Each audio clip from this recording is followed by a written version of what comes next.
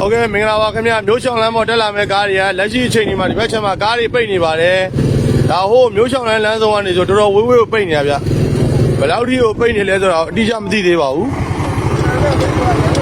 အခုသွားလို့မရဘူးကိုသွားလို့မရဘူးရှေ့မှာကားတွေကပိတ်နေပါတယ်ဒီဘက်လည်းဝင်ပြီးမှပြန်လဲလို့မရရင်တောကားရောက်မှကြောက်လို့ဒါကားဆရာကြီးတော်တော်များများတီးသေးခြင်းလို့တင်ပေးတဲ့ဗီဒီယိုဖြစ်ပါတယ်လက်ရှိမှာဒီဘက်နားတော့ပဲလမ်းပွင့်တာပါပွင့်နေဆိုရင်ဝင်လာပြီးပြန်လဲလို့မရပါဘူးဗျလမ်းပိတ်နေပါတယ်အဲ့ဒါလေးကိုတီးသေးခြင်းလို့ဗီဒီယိုလေးတင်ပေးတာဖြစ်ပါတယ်ဗျဒါဟိုမျိုးချောင်းလမ်းသွားတယ်အခုအမှဗျာအိမ်စီကားတွေဝင်သွားတယ်ဟိုရှေ့ကိုရသလောက်တိုးသွားပြီးတော့ရှေ့ရောက်တော့လုံးဝပြန်လဲလို့မရတော့တဲ့အချိန်တွေဖြစ်သွားပါတယ်ရှေ့မှာဆိုင်ငယ်တော်တဲတယ်မောင်းပါတယ်ဗျလက်ရှိမှာကားလုံးဝပိတ်နေပါတယ်အဲ့ဒါလေးကိုဒီဘက်ကိုဝင်လာတဲ့ကားတွေကိုတီးသေးခြင်းလို့တင်ပေးတဲ့ဗီဒီယိုလေးဖြစ်ပါတယ်ခင်ဗျာအားလုံးကိုကျေးဇူးတင်ပါတယ်ဗျာ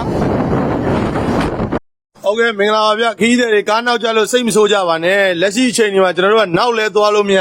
ရှေ့လဲသွားလို့မရဖြစ်နေတဲ့အချိန်တွေပါဒီမှာပဲခူးမျိုးချောင်းလမ်းမှာလုံးဝကားပိတ်နေပါတယ်နော်